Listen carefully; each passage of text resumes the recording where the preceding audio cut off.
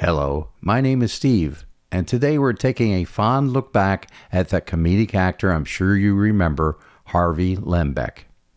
Today we're diving into the story of Harvey Lembeck, a comedic force whose larger-than-life persona hid a life of dedication, family, and an untimely farewell.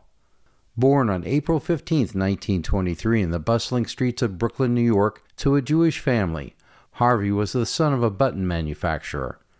From a young age, he dreamed of becoming a radio sports announcer, but fate had other plans. Right after high school, he stepped into the spotlight as a dancer in the 1939-1940 New York World's Fair. There he formed half of the exhibition dance team known as the Dancing Carols, partnering with Caroline Dubbs, who would later become his wife. Harvey's early life wasn't without challenges. World War II interrupted his budding ambitions when he served in the U.S. Army, enlisting and being discharged in 1945.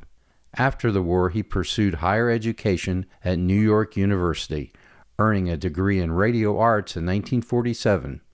But a professor's encouragement steered him toward the stage after seeing his talent in college plays. Just 2 weeks after graduation, Harvey landed his breakthrough role as Sam Insignia in the Broadway production of Mr. Roberts, performing it for nearly 3 years.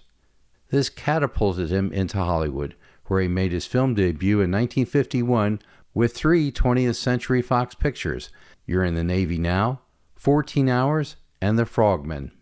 His career truly exploded in the 1950s. Returning to Broadway, he starred as Sergeant Harry Shapiro in Stalag 17, a role he reprised in Billy Wilder's 1953 film adaptation, earning acclaim and the Theater Owners of America Laurel Award for Outstanding Comedy Performance. Harvey became typecast in military roles, appearing in 9 films between 1952 and 1954, often as the stereotypical tough guy with a heart of gold.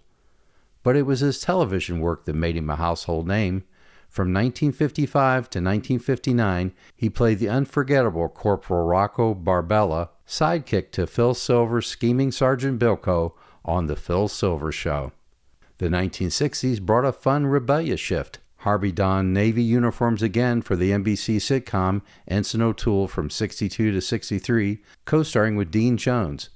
But he's perhaps best remembered as the bumbling biker gang leader Eric Von Zipper in 6 American International beach party films, starting with Beach Party in 1963. He did sort of a parody on Marlon Brando's The Wild One.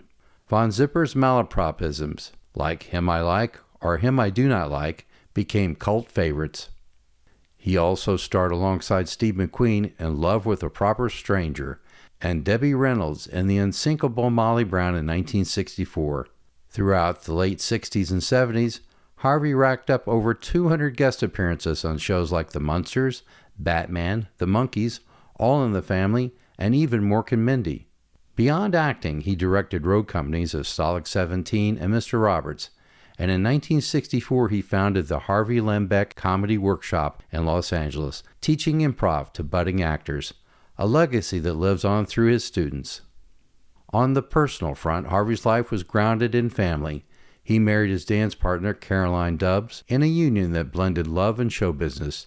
Together they raised 2 children, son Michael Lembeck, who became a successful actor and Emmy-winning director known for Friends and other hits, and daughter Helene Lembeck, who also pursued acting. The family resided in Beverly Hills, where Harvey balanced his hectic career with home life. Despite his tough guy roles, those who knew him described him as warm and dedicated, always mentoring others in comedy.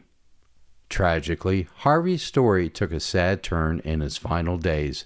While guest starring on an episode of Mork and Mindy in late 1981, he suffered a massive heart attack.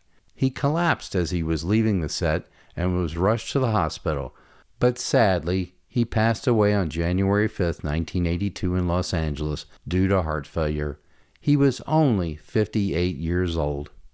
His sudden death shocked friends and fans, including Phil Silvers, who later expressed deep sorrow over losing his longtime collaborator. Harvey was laid to rest at Eden Memorial Park in Mission Hills, Los Angeles County, California. Harvey Lembeck's legacy endures through his iconic roles, his comedy workshop that shaped generations, and the family he cherished. Yet his abrupt ending reminds us of how fragile life can be, even for those who bring endless laughter. Well, maybe like you, I always wondered what happened to Harvey Lembeck, and now we know. Well, thanks for watching, and I'll see you again next time, unless I come to my own sad ending.